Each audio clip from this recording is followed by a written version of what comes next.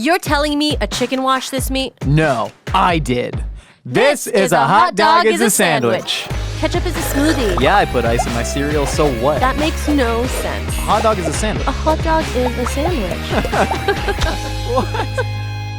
Welcome to our podcast, A Hot Dog is a Sandwich, the show we break down the world's biggest food debates. I'm your host, Josh Scherer. And I'm your host, Nicole Inaidi. And Nicole, we are now in 2025. That's it is right. A new year. It is the same us. New year, same us. But all new debates. And today we are actually taking on a debate that does get genuinely heated among a lot of people online. That is very, very true. This is touchy subjects. We are not afraid of controversy. Not anymore. We love controversy. Bring it. We have our wings made of wax and we are flying towards the sun. Like Icarus. That's the reference. You got it. God, you're smart. Thanks. Should you wash your chicken? The only thing that's more controversial is, should you wash your legs or just let the soapy water run down? Now, I know where I stand on that. You should not wash your chicken. Hello, hi, how are you? Starting off the year, don't wash your chicken. Why do people wash their chicken? There are a lot of reasons people would wash their chicken. I can go back to why a lot of people say they wash their chicken, which is simply to clean it, right? Sure. People wash things to clean it. And when we're describing washing chicken, we're describing many things. Okay. When you say don't wash your chicken, everything, and this doesn't just go for the wash your chicken debate, this goes for everything in life. It is so much more nuanced than you think. Life is nuanced. Life is absolutely nuanced. But is this debate nuanced? This debate is indeed nuanced. Fair. So when people say, I wash my chicken, that can mean many things. Some people take chicken, say, out of a package, and they will run it under water, and then they'll throw it maybe in some paper towels, marinade, whatever, and then cook it.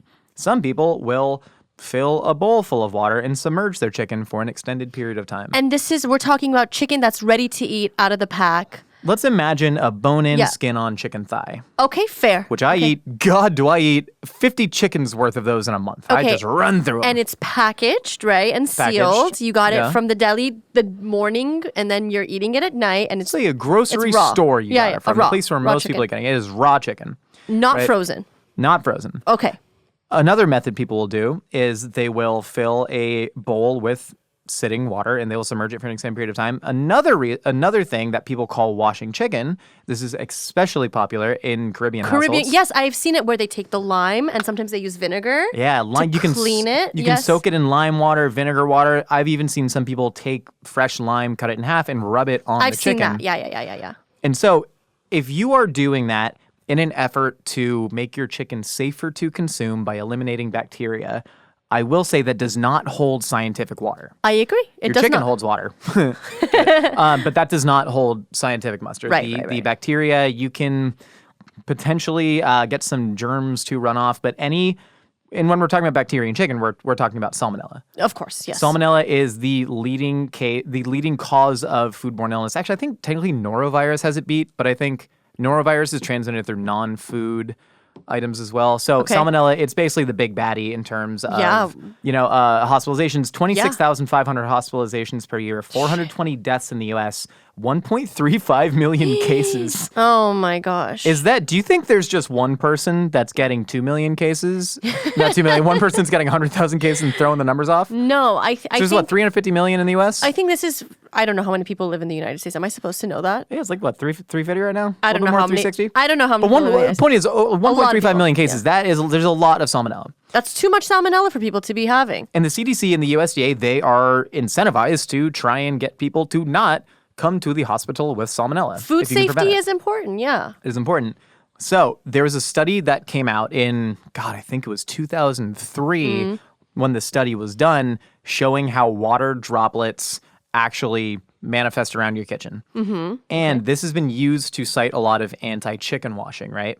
Okay. So when the USDA did a study where they dyed water red, ran it through a sink, put it over like a piece of meat that you'd be washing to show how far the water droplets that could feasibly have Salmonella on them could travel in your kitchen. And the radius was much bigger than you expected. It was several feet wide radius. And the salmonella will live in those super small microscopic waters? Well, that's so.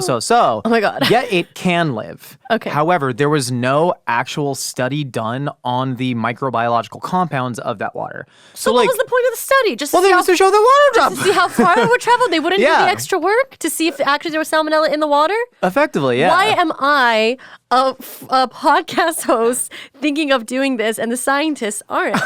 Can you Sure. explain that to me? It might be, there might be methodological reasons that we don't know. We're too dumb to be scientists. All we can do is yell about washing your chicken to you, right? This is the breadth of our knowledge. Sure.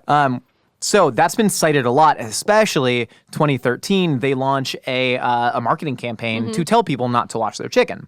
Okay. And so that's cited a lot by the anti-chicken washing camp. Like when you say don't wash your chicken, why do you say that? Well, the water droplets disperse, and I would like to believe there's salmonella in And that's the a very water. reasonable Yeah. fear. Yeah. Right?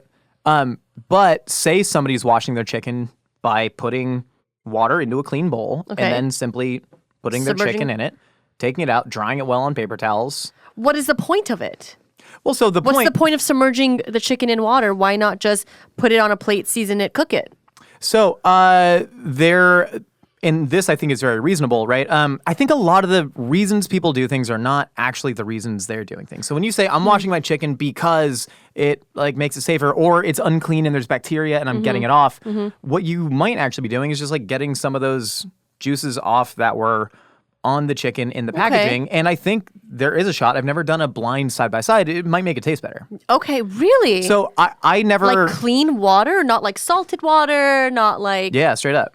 Because if you think about it, right, like you are getting, if you ever brine chicken like that, the chicken's flavoring the water's flavoring the chicken, the water and the salt are entering the chicken cell membranes, etc. Yeah. If you soak any meat in water for especially an extended period of time, works better when you boil it. Some of that flavor is transferring out into the water. Sure. So if you think like there is bad flavor on the chicken, you want to get that off. You want to get that into the water. So then when you cook it, it's a cleaner chicken flavor. What is bad flavor? What is this bad flavor I'll you're tell talking you about? an experience that I had that changed my mind on a lot of things. I was making, it was some Chinese soup, and I can't exactly remember what it was, but it was like a pork belly based soup. Okay. And I saw in the recipe that it was like triple blanch the pork belly. Blanch it, and it was like soak it in clean water, blanch it in clean water, pull it, more clean water, blanch it again, rinse it, then boil it in a pot. And I initially was like, I'm gonna just boil this pork belly in the pot. I like the flavor of pork. Some scum comes up, but you rinse it off, whatever. Okay. I triple blanched it, and you got such a better, clean, what I can only describe as a clean pork flavor. Well, you're And heating it eliminated the what I water. call pork stink. Well, which I understand. Yeah. And does that imply that there is chicken stink? Yes, there is certainly chicken There is stink. sometimes when you make soup, there is chicken stink. There's chicken stink, right? Yeah, You yeah. ever just like chuck a bunch of like chicken parts into an Instant Pot and just crank it when you're making a really lazy soup or broth or whatever? Of course. There's chicken stink coming off of that. Yeah. I don't like mind it, especially if I'm lazily making a chicken broth and not really caring what I'm doing. You know, when I make Persian stews, I always blanch my meat and then I toss it out and then I put clean water in there. But I would like to think, what is it? Maybe the slow cooking process that extracts this chicken stink that we're talking about? Or is it maybe just when you sear like a chicken boneless, whenever you sear a bone-in skin-on chicken thigh and you're searing it, is there chicken stink that matters? Does the chicken stink coefficient consider the cooking time? Like, what are we talking about? Totally unclear because I haven't tested no, but for real, like I haven't tested these things back to back to back. But like I'm trying to really put myself. I don't wash my chicken. I don't wash my chicken. I will mostly dry my chicken off on paper towels because I'm that too. likely, if you're searing it, even if you're roasting, say a bone-on, skin-on piece of chicken, Right. you want it to be dry simply because the skin is going to get crispier, it's And the going to heat, cook yeah, better, and penetrates better, all that. That said, there is reason that I would believe that if you soak that chicken in water and then dump out that water safely, sanitize all your stuff afterwards. You should always be sanitizing your kitchen. Go ahead. And then you cook that chicken, I think it would taste different than chicken coming straight out the package. And I think that is mostly the reason why someone washed their chicken, especially if you grew up with your mama washing the chicken, with your grandma washing the chicken, with her mama washing the chicken, etc. So I'll tell you a story that I saw that really, really resonated with me while we were doing like research for this. So there's this guy and he's making a Christmas ham for his family, okay? And he cuts like 2 inches off of the back of the ham, puts it in his pan, and then cooks it. And then he starts to think, why am I cutting 2 inches off of my ham? Like, I've always been taught that way to do it. It's the right way to do it. My mom did it. My grandma did it. My mom, exactly like you said, everyone in my family did it. I'm going to do it. But let me ask why. He calls his mom and says, hey, Mom, why do we take 2 inches off of the Christmas ham before we put it in the oven? She's like, oh, I did that so your great-great-grandma did that so it would fit in the pot that she was cooking in. So I don't know if this is the exact one-to-one, but sometimes whenever you just dig a little deeper and do a little bit more research, I think you find answers instead of just accepting like, oh, my mom did it, my grandma did it, the generational destiny that's passed down to you via food doesn't always need to happen again. But that's just me. I feel that. I hear that. The other side of that argument for me is that modernity has done so much to erase tradition and culture, and food is so much about connection, right? And so I think when you try and completely sort of sterilize everything, and you're like, hey, there is a chance that that water molecule is going to end up on your microwave handle after you've washed the chicken. Ergo, you should not do the thing that has maybe connected you a little bit to the technique that your grandma used. I'm like, piss off. I'm taking my own safety into my hands here and trusting that I know how to clean my kitchen properly if I want to wash my chicken. And I think I've been harder on this in the past when I've been like, don't wash your chicken. Don't you know that the molecules and the salmonella... And then I'm out here eating. I've eaten raw chicken breast sashimi from a Japanese restaurant because I wanted to try it, right? Yeah. But I'm somebody who I'm fine taking those risks when it comes to my personal safety. Yeah. And I know what I'm about. I'll eat oysters from a shopping cart. It's good. Like you said about modernity, I think probably the people who have been like washing their chicken, their great-great-grandmothers probably like didn't get chicken from a store, right? Yeah. Like, for example, my mom, she didn't grow up on a farm, but like she had chickens and they would kill chickens and pluck the feathers and do the whole thing. Yeah. So maybe because she was washing chicken, it makes sense to wash chicken now, but I would like to think that the grocery stores are doing their due diligence, passing their health code standards and stuff like that, and what they're presenting to me is safe to eat and is okay to use straight out of the package. Sure. And another statement is, I don't think everybody cleans as well as you think, Josh. I don't think people like, for example, whenever you're done doing dishes, do you? I'm not a good example for this. Do you like? I think the most important dish to clean in your house is your sink. Like every single night, I Clorox, soap and water my whole entire sink area when I'm done. I clean every single surface with a Clorox wipe, soap and water, make sure it's clean my floors so it can start anew. Am I a little bit of a unique story in that? Probably. Wait, no, are you neat? Because I do that absolutely. Oh, you do that too. Are y'all cleaning your sinks? Are you cleaning your sinks? Yeah, I 409 it every. Maggie, do you clean your sink? With dish soap, is that not enough? Yeah, dish soap's enough. Is it hot water? Dish soap? Hot water, warm water. Yeah. Hot. Yeah. You need to sanitize it. As hot as your kitchen. Because that's how you get salmonella. Okay. Okay, so wash your chicken if you want to, but please, please, please always sanitize your sinks. Is that a good sentiment? I hear you. My phone fell. Oh my gosh. I can't bend down because my pants are too tight. Can you do it for me? Can you get my phone? Where'd it go? I got it. I'm gonna kick it over though. Just give it to me. We'll go back. Okay, we'll go back to the same thing. Sorry. What was that? The other big elephant in the room is that even if you're washing your chicken really well, even if you are sanitizing your sink, none of that kills salmonella. What are you talking about? Only heat? Only heat kills salmonella. What soap and hot water can do is, and I've researched this a little bit, I've written about it in the past, I'm pretty sure I'm right here. What soap and hot water can do is they can take the molecules, the germs that have salmonella on them, and they can sort of like move them elsewhere out of that general vicinity.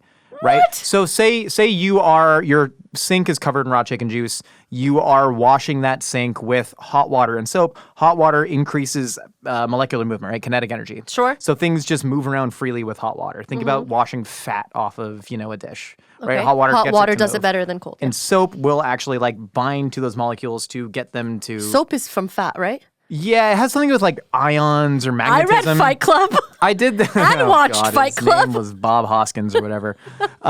If you ever see, I remember my 8th grade science teacher doing this experiment, showing us bacteria in a petri dish or something, and then putting a little drop of soap and seeing how it reacted. And it goes like, Bleh. Yeah. So anyways, that can get it to just like wash safely down the drain. So anything that the soap and water is touching, it's just moving that bacteria out of there. So that'll do it. The only way to kill bacteria, Salmonella, insta-kill temp, 165 degrees Fahrenheit, all dead. No matter how dirty your chicken that you got, as far as Salmonella goes, there's other bacteria that can live. But Salmonella, 165 degrees, which is what the USDA says you should cook your chicken to, it will be dead. You can also cook it to a lower temp and hold it there for a certain amount of time. Carryover cooking. Carryover cooking, right? Yeah. Well, not even carryover cooking, just the way that heat and time function in terms of bacterial viability. So if you're at you can safely eat chicken at 145 degrees if it has been held there for, say, half an hour. If you're sous eating chicken for a long, long time, I wouldn't even recommend it. I think eating chicken at 150, 155 is great when you have white meat, at least, when you've held it for a long time. Right. But that's the only scientifically safe way to consume. If it's being Washing held. it doesn't do anything for safety. It can do things for flavor and for, cultural preservation, right? If you want to do that. Yeah. But that's the case. Are you saying that I have to freaking blowtorch my whole entire kitchen for it to be salmonella free? Yeah, I don't want to baby, do that. 100. No, I don't know. That's crazy. I can't believe Clorox and all these things don't kill it. It just moves it real fast. Yeah. Moves it over there. I'm pretty sure that's right. I don't know. We're Josh, not you are the scientists. closest link I have to science right now, other than Maggie, who has an actual degree in a science, which is computer science, but still science. How do you clean computers? A computer duster? Yeah, you just dip it in the sink. Yes, that makes sense. Yeah, I just get in the water. Put my work laptop in the dishwasher all the time. Ridiculous. So have you ever gotten like a piece of chicken or like a breast that still has wings on it? Not like wings, like feathers on it? Oh, yeah. What do you do in that situation? Oh, I just kind of take them off with a paring knife, but I'm relatively fine with that. Again, you just cook the feathers to 140 degrees, or 165 for insta kill. It never turns you off a little bit. No, I don't know, Is man. it just me? I just get kind of turned off. I don't love it. I'd rather. I get mostly wings that have feathers attached to it.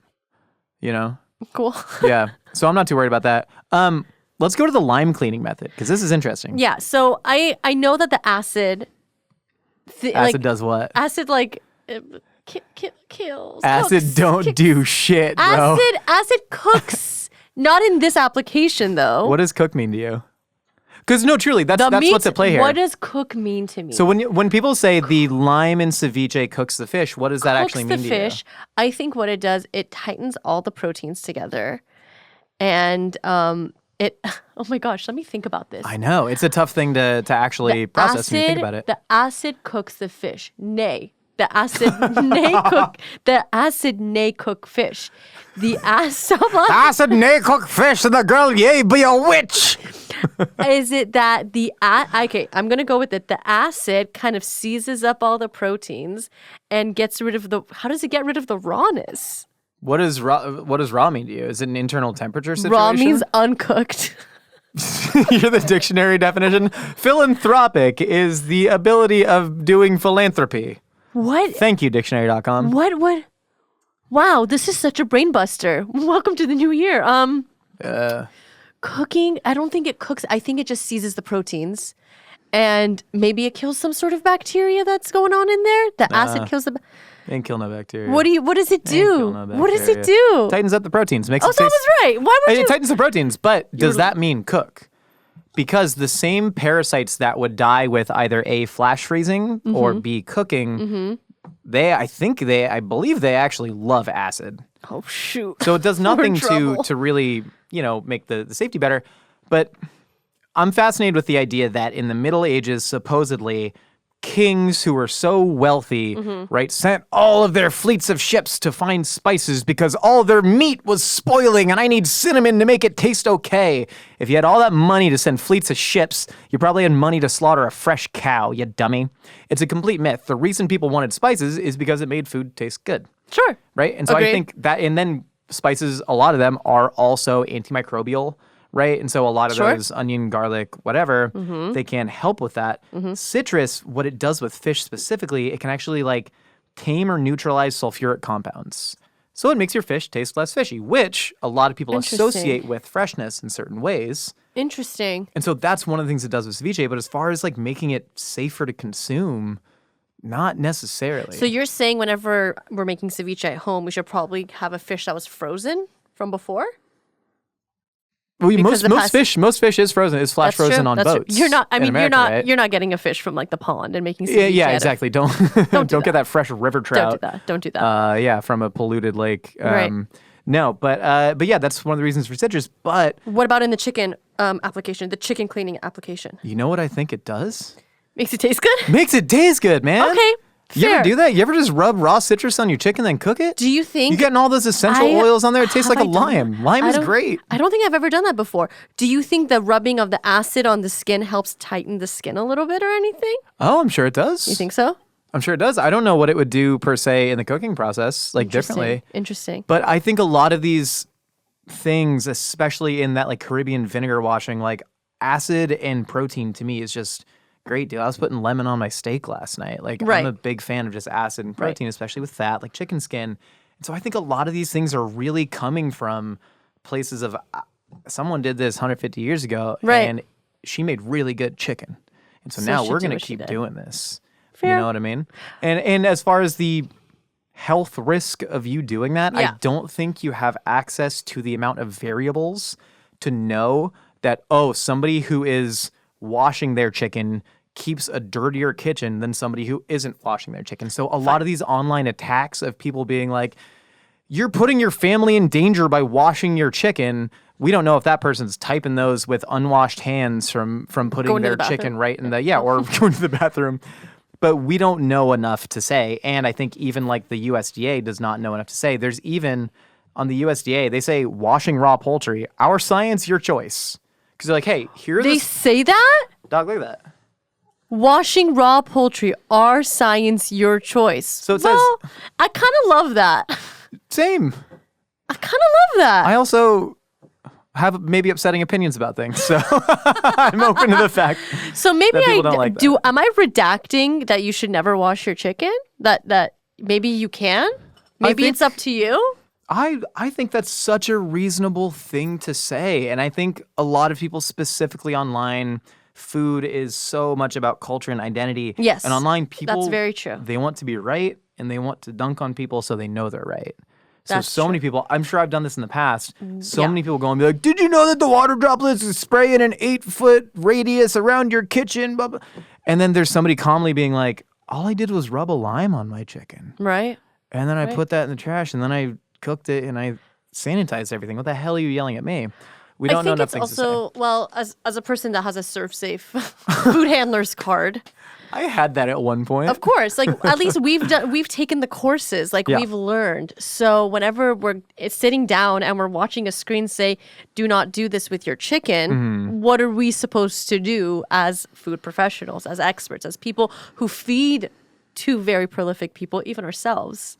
What do we do at that point whenever the information we're being given is like, "This is a big no-no. Don't do this." I Then what think do we do? As I said earlier, everything is more nuanced than it seems, but at the same time, everything's a little bit simpler than it seems as well. And when I say simpler, I mean there are very few things you have to do. Cook your chicken to the right temperature. Correct. Sanitize everything in your kitchen. Wash your hands Sanitizing very often. Yeah. And I know people have said that I don't wash my hands when I'm doing cooking videos. It's like very different when you're cooking on camera. And Cooking on and a lot of camera- it's like editing. People like don't understand that like they're watching me season chicken and then in the next bit I'm like making pasta and they go, he didn't wash his hands. 15 minutes passed between those two shots. Yeah. And I washed my hands. It's just Yeah. how the computer. It's not real life. And we make sure, You know? and we make sure Josh washes his hands. We say, hey, make sure, and he does it himself. Josh is a big boy. Josh is big boy. Josh wash hands.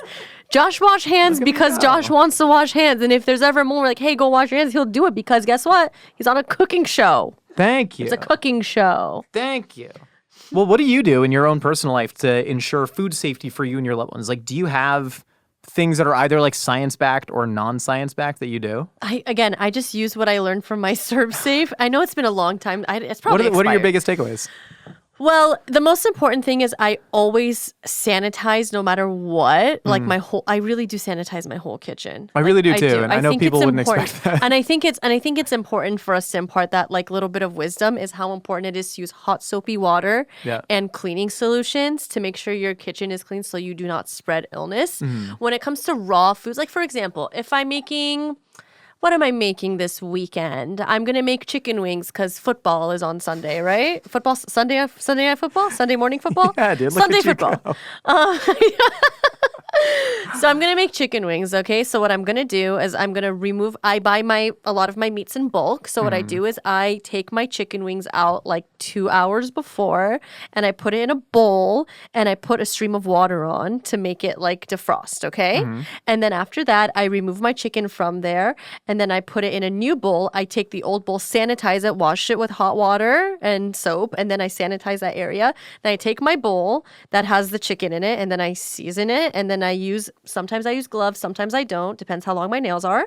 I put them on a sheet pan and then I spread it out and I cook it in the oven. I make nice crispy chicken wings in the oven. And then after that, I take my bowl that I marinated my chicken in and I clean it with soap and water and then I sanitize it and then that's it.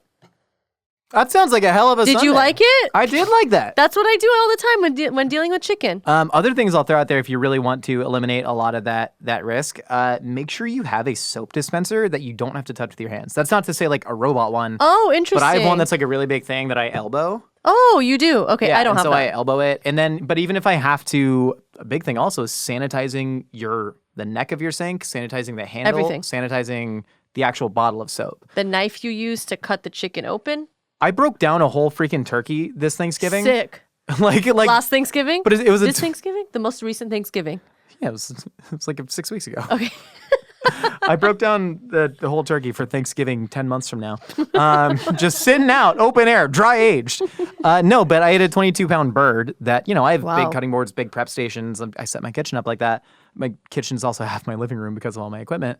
But it was a 22-pound bird. And so, yeah, it was spread out everywhere. Right. But afterwards, I mean, I went through with 409 and hot water and I blitzed everything and I packaged it up to make sure. And that includes especially the sink handle that you're likely touching. Right. A weird thing that nobody talks about. This is the last. This is the last thing I'll say. No, please. You're cooking like a pot of ground beef for like bolognese or tacos. Correct. And you have a wooden spoon and you're Okay. chopping up that meat. Yeah. With the wooden spoon. Do you switch out wooden spoons? Oh, After you chop the raw meat, do you then put that in the sink and then when it's cooked, switch to No. another wooden spoon? I'm going to be really honest with you. I let it sit on my sink. I make sure that none of the raw meat is touching it, and then I just go back and forth. Yeah, same. I That's go how back and everyone forth. cooks it. That go- has to be a cesspool of bacteria. You're probably right. You're touching the raw meat I'm that's not getting perfect. exposed. No, but that's what I'm saying. When Never people claimed to be. The I don't think fear- people should- Let go, me talk. Let me speak. You're so impassioned. Let a woman talk. I think that we have been trained to think Salmonella is the big bad guy with chicken. That beef, let it be. Let the ground beef and the ground What if lamb. you're cooking ground turkey in But the you know pot? what's so crazy? Ground meat is like more dangerous bacteria-wise than a piece of chicken, right? I may potentially, depending on how you're cooking it. Because it goes through the machinery and there's a higher likelihood that it's being ground, that the machine might have not been cleansed all the way. But that's only if you're making like a medium rare burger. Yeah. Right? Yeah, if yeah, you're yeah. cooking it all the way through, you're Yeah, safe yeah, and yeah, E. coli. But you are correct. Yeah. Instead of like a chicken breast that's just been cut with a knife a few times and then put on a package. So we should be more concerned with our ground. Is your dinner killing you? Find out on a hot dog is a sandwich. Oh, we should title it that. That'd be pretty good. Oh my God, let's go 90s Drama. news style. I live Is your for child drama. worshiping Satan while playing D&D? Find out. Josh Josh, I think 2025 is a year for personal growth. How do you feel about that? Speak that into existence, sister. Yeah, I mean, like everyone's like, oh, I'm going to start working out. I'm going to start eating better. But me, I want to learn a new language. I think it's just going to expand the way that I see the world and the way that I can communicate with other people. I think it's really important. Well, how do you plan on learning that new language, Nicole? Rosetta Stone, obviously. Obviously, the thing I love most about Rosetta Stone, listen, I took foreign language in high school. Same. You did. You listening out there probably did. I'm not great in a classroom setting. I need an actual immersive experience, and that's what Rosetta Stone gets you. You can actually practice as if you were a native speaker. Rosetta Stone is the most trusted language learning program available on desktop or as an app, and it truly immerses you in the language you want to learn. They offer Spanish, French, Italian, German, Korean, Chinese, Japanese, Dutch, Arabic, Polish, and so much more. There's no English translation, so you really learn to speak, listen, and think in that language. It's an intuitive process that's designed for long-term retention. With Rosetta Stone's built-in true accent feature, you can get feedback on your pronunciation so you can perfect your accent. Está bien. Their lifetime membership has all 25 languages for 50% off. That's a steal. Start the new year off with a resolution you can reach. Today, a hot dog is a sandwich listeners can take advantage of this Rosetta Stone's lifetime membership for 50% off. That's a heck of a deal, Nicole. Visit rosettastone.com/hotdog. That's 50% off unlimited access to 25 language courses for the rest of your life. Redeem your 50% off at rosettastone.com/hotdog today. All right, Nicole, now it's time for everybody's third favorite segment here. That's right. We are putting our food trivia knowledge to the test. It's time for our very own trivia segment called Yummy in my tummy, got some trivia for you. That's right. Robot Maggie has 3 questions prepared. Nicole, you and I will wait until the question is complete. Then we will answer. If wrong, the other person will get one chance to steal and earn the point. Let's hear that first question. We're keeping track throughout the whole year. Do you like my shirt? It matches the background. See? I didn't even know you were here. I thought you were a floating head. I thought you were like in Futurama. Yeah. Ronald Reagan floating head? That's me. You give off heavy Reagan vibes. Reagan! What food growing system uses fish as biofilters for water that can then be given to plants? I know. Nicole doesn't know. That would be aquaculture. Oh. You sure? Isn't that called aquaculture farming? Wait. You're not talking about aquaponics, are you? The correct answer is aquaponics. Okay, Good yeah, job! aquaculture, aquaponics, same thing. I Good think. job! But yeah. Proud of you. No, aquaculture, aquaponic farming, really interesting. A lot of times they use the poop from tilapia to fertilize plants. Really? Tilapia poop. Nice. Which fruit, known as pomme d'amour in France, was wrongly thought in Renaissance times to be poisonous? Me? I think I know it too on 3. Potato. I'd say tomato. Potato. Tomato. The correct answer is tomato. Oh, Yeah. man. That's why they throw tomatoes at people to like boo them because they that thought it was what- poisonous. That's is at least that what it is? That's like the legend. I don't know. I've double checked I the want to research. go to the tomato festival in Italy where they throw tomatoes at you all over the place. Is that Italy or is that Pamplona, Spain? I don't know. Pamplona, Spain, tomato festival? I want to go to the tomato festival. Can you find it in the budget for us to go to the tomato festival together? Yeah, that's La Tomatina is in Pamplona, Spain. I'd like an Okay. additional point for that if I can. I don't know about that. Can we go? Or wait, Can we just No, it's vlog it? it's in Buñol? Wait, no, it's in Buñol. What's Pamplona? Is that where the Running the Bulls is? That's the Running the Bulls. Josh got his facts mixed Take up. my point away. Take my point away. Okay, go. What fast food restaurant, whose original mascot was named Speedy, opened as a barbecue by brothers Dick and Maurice in San Bernardino, California in 1940? Bing. Dang. 1, 2. McDonald's. Lucille's. The correct answer is McDonald's. All 3 for 3, Why am I so baby. dumb 3 today? for 3.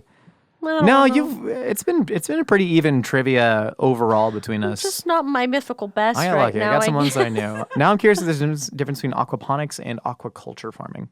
Which is the one where you got to grow a pot in your closet? Hydroponics. Hydroponic. All right. Well, we've heard what you and I have to say. Now it's time to find out what other wacky it is right out there in the universe. It's time for a little segment we call Opinions are like casseroles.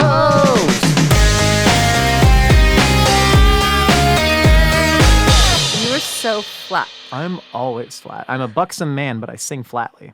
Hey, Nicole and Josh. My name's Joni. Hey, Joni. My Hey, hot Joni. take is on Panda Express versus P.F. Chang's. Oh. I'm taking Panda Express hands down every day. Hear me out. I don't know if you've ever had the pepper steak from both, or you've compared their orange chicken, the sesame chicken. Yeah. I think Panda Express just does it better. Oh. I had the pepper steak from P.F. Chang's the other day, and it was almost inedible. Panda Express, smash. P.F. Chang's, pass. Okay. That's my take. Have a good day, guys.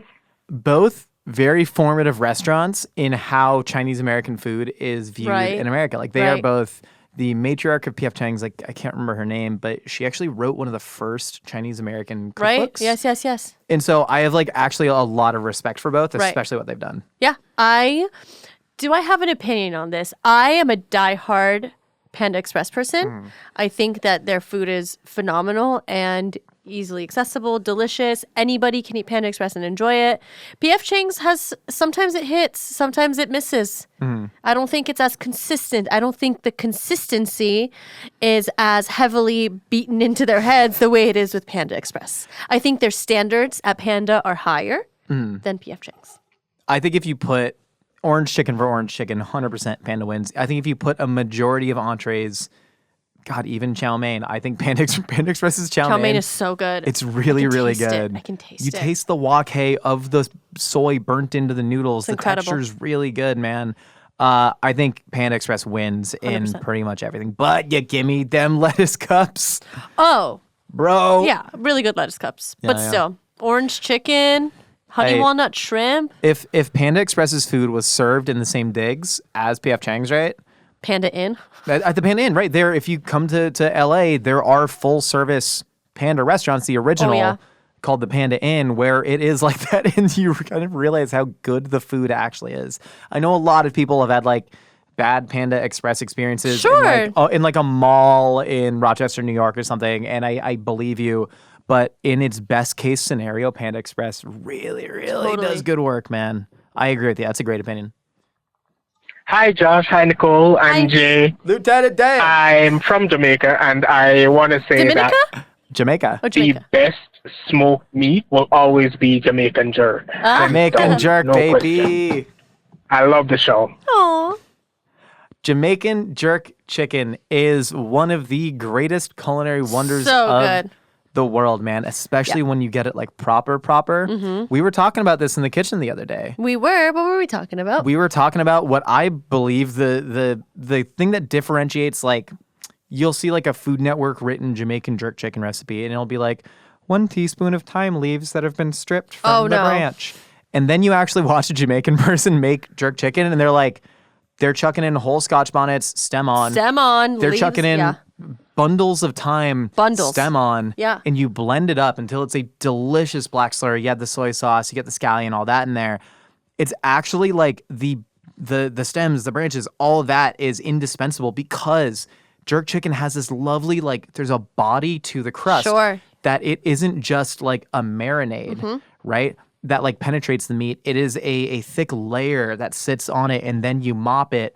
And I fully agree that like proper wood grilled jerk chicken, all I want to eat in life is spicy grilled chicken. I can eat that 365 days out of the year, right? It's healthy. It's also healthy. It's delicious. What's not to love about it? It is utterly perfect. I fully agree with you. I need to eat more jerk chicken in my life. And I've only had I think very subpar Jamaican jerk chicken, unfortunately. So I got to step my game up. I got to go eat more. I got to eat better and more jerk chicken. I will say, last time I went, I was in Brooklyn, and I went to get jerk chicken from a Jamaican restaurant, and I walked in, and the woman said, "We don't have any jerk chicken," and there was a giant pile of jerk chicken waiting there, and I was like, "What about that?" And she was like, "No." And I was like, "What do you mean no? I see the jerk chicken. I would love jerk chicken." By the Jamaican and then she goes, lady. "Fine." And she gives me jerk chicken. Best freaking jerk chicken Was I've ever it had. so Yeah, good? Oh Yeah, my yeah. gosh. But no, Lucky. yeah, listen, and I'm just very grateful that I got jerk chicken. Lucky She you. wouldn't give me oxtails, and that's fine. That's fine. It was probably reserved for somebody else. My name's Chris. I'm from Kentucky. I need to actually report a food crime. Oh, God. My daughter likes to take potted meat, and then she mixes it with cream cheese. Your daughter? And then inserts it into a hollowed-out cucumber and calls it a snack. Me personally, I find it revolting. What are your takes on this? At least it's keto. Why am I not mad about this? Wait, hold on. It's not bad. It's not bad. Why is a child, I'm guessing it's a child, why does the child have access to potted meat in the first place? What child reaches for potted meat? Yeah, why do you have potted meat in the house? Yeah, I only see that on the shelves of like Piggly Wigglies and stuff. Potted meat is it's a bit of like a luncheon spread situation, It's like right? deviled meat. Deviled meat. It's meat that's been blended. Spreadable meat. Spreadable meat. pate. Yeah. What's wrong with adding that to cream cheese? There's nothing. It's Just the fact that it's in the you're house. making meat flavored cream cheese. I'm into the meat cheese. Maybe you need to re-examine your own biases here. That sounds like someone. I'm joking. I really earnestly see nothing wrong with this. You're seeing things wrong with this. I'm just upset that it's in the house. I can't be upset that it's in the house. I grew up with cans and cans of pork liver pate in the house. 79 cents a can. Delightful Vietnamese brand. I put that on everything, man. I microwave a hot bucket. Microwave a cheesesteak hot bucket. Put some pork liver pate on that bad boy. Fine.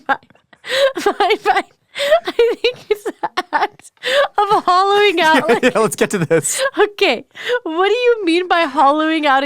I want to know, is it a Persian cucumber? Is it an English cucumber? Is it a hothouse cucumber? How deep are we going? You know what I mean? Like, how big is this cucumber? How much damn potted meat and cream cheese are you piping? I know what you're doing, you sicko. You take a piping bag. No, you don't. You take a Ziploc bag and you take the mix and you put it in there and then you tie it off and you slip it off and then you shove it inside of the hollowed out cucumber and then you just pipe it in and you eat it. How old do you think this child is? Where it's a child? 7. Are you sure they said it was a child? Little daughter. This is daughter. What? Just if they're walking around with a whole one, be glad she's eating cucumber, man. That's great. Wow, child eating vegetables. That's perfect. I would slice it, then put the potted meat. I would use it as a dip. Yeah, as a dip. But yeah, the act of hollowing it out and then maybe just sort of walking around with it, going around about her everyday daughter life, depending on how old she is, between, let's say, 7 and 26. Like, you think she's like on the computer, like. Yeah, is she like watching Coco Melon with this, or is she driving to the DMV? We need to know more about the perp. You know?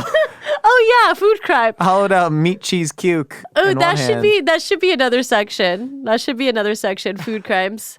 That was fun. That was a great opinion. Call with more food crimes, please. Yeah, be a narc, be a rat. Yeah. Officer Wear Josh a and wire. Nicole, reporting for duty, sir. Does the daughter go to jail? Oh, do we give him a jail time or get out of jail free I think card? your daughter should go to a juvenile detention facility, but just for one day, like a scared straight situation. Someone goes, stop doing that. No, I truly don't believe the daughter should go to jail. I don't believe this is a food crime. I believe this is a healthy-ish, but also slightly indulgent snack. Good job. I think you should go to juvie for a day and just see what it's like. Yeah, think about it. All right, one more opinion. One more, Come Maggie. on, one Come more, on, Maggie. Give me one. Hey, Josh and Nicole. Keith from Connecticut. My F, Mary, kill is tacos, pizza, hamburgers, or cheeseburgers. You want to kill the cheeseburger because you can get that other places. You want to marry the taco because there's so many variations. You can eat them every day.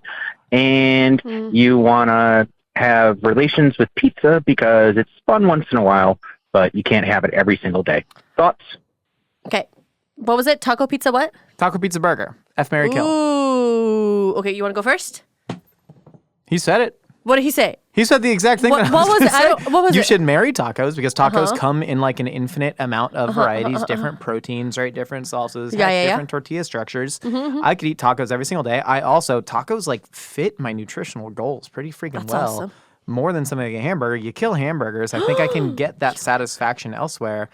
And then pizza for me. You're effing it? I'm effing that pizza. You're I'm effing having the pizza up? I did have sexual relations with that pizza, and I'm not mad about it. Pizza to me, there's no more like fun, indulgent food than like I'm gonna get a pizza today, more so than I'm gonna get a hamburger. Wow.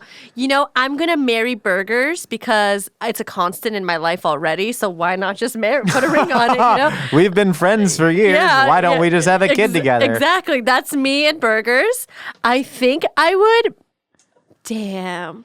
I think I would F tacos all day, every day. I love tacos. Tacos are hot. Wait. Hold on. In F, Marry, Kill, are you implying that you can just have like a sort of like a French situation?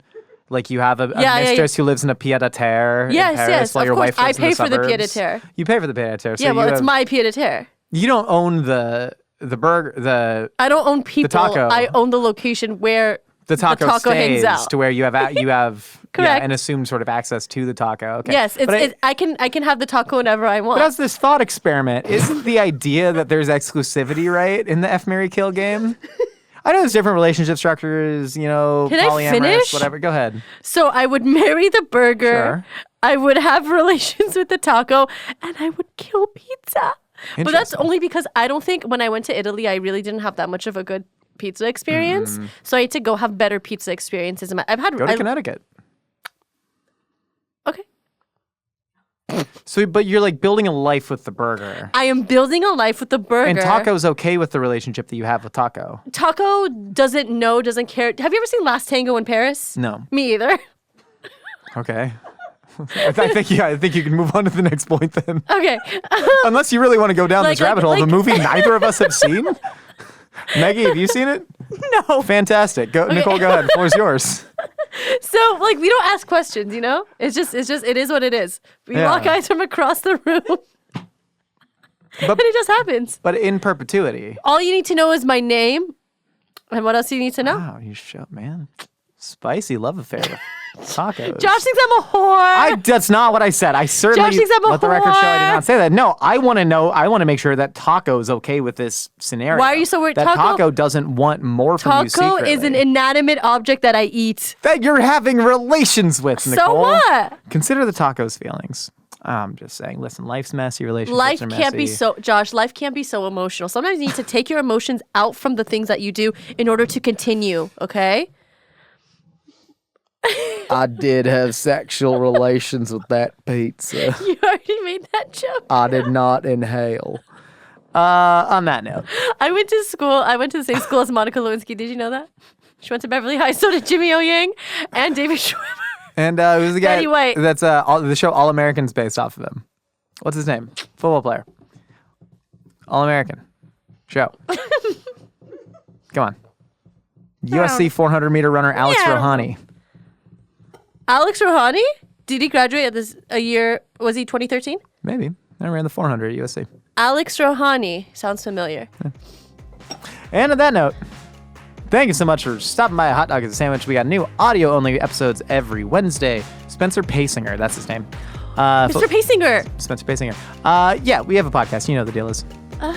Don't want to say it. Say it. If you want to be featured on Opinions on Casseroles, hit us up at 833-DOGPOD1. And if you really like watching videos of us doing things, you can check out Mythical Kitchen. We got tons of other concepts out there. Last meals. Nicole, tell them what we got coming up on the channel. I'm gonna have sex with the taco. Oh, criminy. Follow the OnlyFans.